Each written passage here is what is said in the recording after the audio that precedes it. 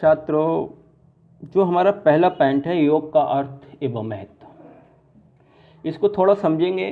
बाकी आपको अपने हिसाब से ही लिखना है, कोई प्रतिबंध आप पर नहीं है, ठीक है। फिर भी थोड़ी चर्चा करना आवश्यक है, जिससे आपका कॉन्सेप्ट क्लियर हो जाएगा। कहा भी गया है शरीर माध्यम खलु धर्म साधनम, अर्थात धर्म का साधन शरीर है। शरीर से ही हमारी साधनाएं संपन्न होती हैं। यदि शरीर कमज़ोर है तो उसका प्रभाव मन पर पड़ता है, और अगर मन कमज़ोर है तो उसका निश्चित प्रभाव हमारे कार्यों पर भी पड़ता है। अर्थात धर्म के निर्वहन के लिए शरीर का सशक्त होना आवश्यक है, और शरीर से मतलब शारीरिक, मानसिक, आध्यात्मिक रूप से। तो उसके लिए हमें योग की कहीं ना कहीं आवश्यकता पड़ती है। कहा भी गया है कि पहला सुख निरोगी काया, दूजा सुख घर में हो माया, और तीजा सुख कुलवंती नारी, चौथा सुख पुत्र हो आज्ञाकारी। आगे भी ऐसे 16-17 सुख हैं, पर यह निश्चित ही सत्य है कि यदि आपका शरीर स्वस्थ नहीं है तो आप किसी भी प्रकार के कार्य करने में अपने आप को सक्षम नहीं पाएंगे। योग शब्द संस्कृत का शब्द है, और योग शब्द संस्कृत के ही धातु युज से निकलता है, और जिसका मतलब होता है कि जो व्यक्तिगत चेतना है, व्यक्तिगत चेतना, कहीं कहीं इसको आत्मा भी कहा जा सकता है। तो इस व्यक्तिगत चेतना को या आत्मा को जो सार्वभौमिक चेतना है अर्थात परमात्मा है, अर्थात इसको ईश्वर भी कहा जाता है, उससे मिलाना। व्यक्तिगत चेतना को सार्वभौमिक, यूनिवर्सल सार्वभौमिक चेतना से मिलन, ये योग है। योग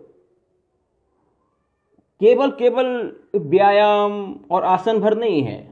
व्यायाम और आसन तो योग का एक छोटा सा पार्ट है, योग कहीं से ज़्यादा विस्तृत है, ठीक है। योग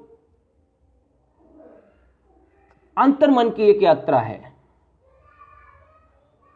योग अंतर्मन की एक यात्रा है, जिससे आप अपनी आत्मा को या चेतना को विकसित किया जाता है।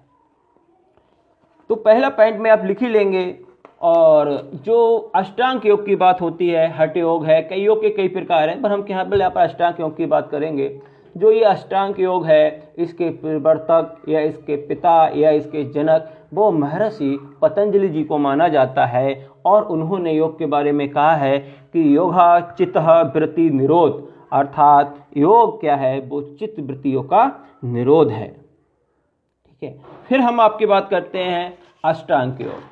जो अष्टांग योग है, उस अष्टांग योग में 8 अंग हैं, उनको समझ लीजिए, जिनका वर्णन आपको अपनी फाइल में, कॉपी में जरूर करना है। नंबर पहला यम,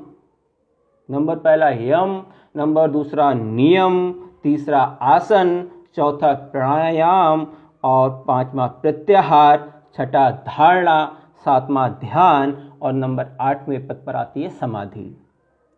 अब बात करते हैं यम, ठीक है। यम के अंतर्गत 5 नियम आ जाते हैं: अहिंसा, सत्य, अस्तेय, अपरिग्रह और ब्रह्मचर्य। यम के बाद दूसरा जो पद है वो नियम है। नियम के अंतर्गत भी पद आ जाते हैं 5 आपके: शौच, संतोष, तप, स्वाध्याय, ईश्वर और प्राणिधान।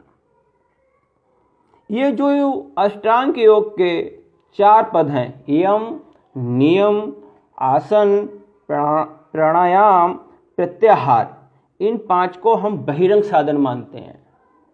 बहिरंग साधन का मतलब जिनको हम बाह्य रूप से अपने कह सकते हैं।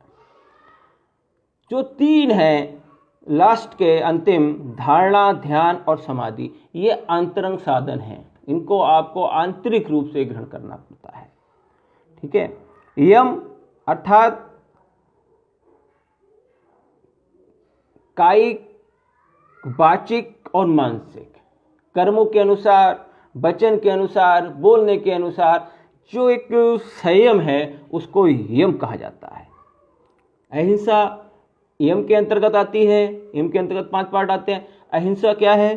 अहिंसा का तात्पर्य है प्राणी के प्रति मन से, कर्म से हिंसा का भाव ना रखना।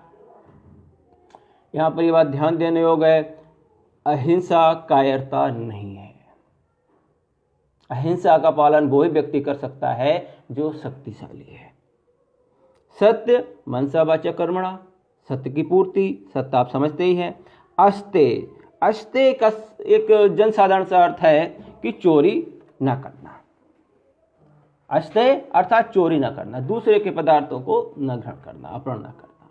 ब्रह्मचार्य, ब्रह्मचार्य अपने अर्थों में बहुत विस्तृत शब्द है, पर यहाँ पर ब्रह्मचार्य का अर्थ सीधे सीधे कि विद्या का ज्ञान प्राप्त करना, उस समय तक शारीरिक रूप से अपनी उन्नति करना, ये ब्रह्मचार्य का अर्थ यहाँ पर आप ले सकते हैं। अपरिग्रह, अब जो अपरिग्रह है, अपरिग्रह का सब अर्थ होता है कि किसी भी प्रकार से अत्यधिक वस्तुओं का संग्रहण ना करना, आवश्यकता से अधिक वस्तुओं का परित्याग करना ही अपरिग्रह है। इसी प्रकार से आप सोच यानी मन से आंतरिक और बाह्य शुद्धि सोच के अंतर्गत आ जाती है। ये 5 नियम जो आपके हैं, सोच, संतोष, स्वाध्याय, ईश्वर, प्राणिधान, ठीक है, ये सब आपको बहुत प्रचुर मात्रा में सामग्री आपको उपलब्ध है। ठीक है, बस एक बार आप खोजने के लिए प्रवृत्त होइए और अपने खोज लीजिए। तो इसके पश्चात आप, जैसे हमने पूरक क्या होता है, कुंभक क्या होता है, रेचक क्या होता है, ठीक है, तो इसमें कुछ ज़्यादा विस्तृत नहीं लिखना है। सिंपल से पॉइंट, पूरक पूरा श्वास अंदर खींचना। ये पूरक कैसे खींचना वो आपको, ठीक है, हल्के हल्के पूरा श्वास को अंदर खींचना, ये प्रक्रिया पूरक कहलाती है। ठीक है, रेचक सांस को बाहर छोड़ना, धीरे धीरे बाहर छोड़ना, ये क्रिया रेचक कहलाती है। सांस को अंदर खींचना और खींच के रोक लेना, ये क्रिया कुंभक कहलाती है। ठीक है, तो इन पूरक रेचक को आपको बहुत संक्षिप्त में वर्णन लिखना है और ज़्यादा इनको नहीं लिखना है। उसके बाद में आपका प्रत्याहार, धारणा, ध्यान और समाधि। ठीक है, इन चीज़ों को आपका अगर किसी भी प्रकार की कहीं पे नहीं मिल रहा है तो आप संभवतः तो ऐसी स्थिति नहीं आएगी। ठीक है, आप योग दर्शन या योग गूगल पे डालेंगे, पूरा का पूरी सामग्री आपको मिल जाएगी। ठीक है, तो इस फाइल को लेकर कोई भी किसी प्रकार की चिंता करने की आवश्यकता नहीं है। बहुत सहजता, सरलता और स्वाभाविकता के साथ इस फाइल को आपको बनाना है। ठीक है, इसमें जो सबसे अंतिम पॉइंट जो हमने दिया है कि अगर हो सके तो कोई भी एक योग करते हुए या किसी योग कार्यक्रम में शामिल हुए हैं या बैठते हुए तो एक फोटोग्राफ खींच लेना है। उस फोटोग्राफ की एक फ़ोटो स्टेट आप लगा देंगे। फोटोग्राफ अपने पास रखना, आपकी स्मृतियों के रूप में हो जाएगा। ठीक है, जैसे 21 जून को योग दिवस होता है, हम अपने कॉलेज में भी कराते हैं, अंत जगह भी होता है, तो 21 जून का वर्णन। ठीक है, तो प्राथमिकता कि आप इस छोटा सा संग्रह करके आप अपनी एक फाइल बनाएंगे, A4 पेपर पे, चाहे लाइनिंग वाले हों चाहे सादा हो, उन पे करके आप इसको बना सकते हैं। ठीक है, और कोई भी समस्या हो तो आप किसी भी टीचर से हमसे संपर्क कर सकते हैं। और बस यही ध्यान रखना है कि समय जो 10 से 1 है उसी समय आप संपर्क करें। बाकी सब अच्छा ही है, अच्छा ही होगा। ठीक है, चरैवेति चरैवेति चरैवेति उपनिषद का है कि चलते रहो, कर्म करते रहो। ठीक है, धन्यवाद। और इसी के साथ मैं समझता हूँ कि इस फाइल के निर्माण में, इस असाइनमेंट की पूर्ति करने में आपको किसी भी प्रकार की कोई समस्या नहीं आएगी, आनी भी नहीं चाहिए। ठीक है, धन्यवाद।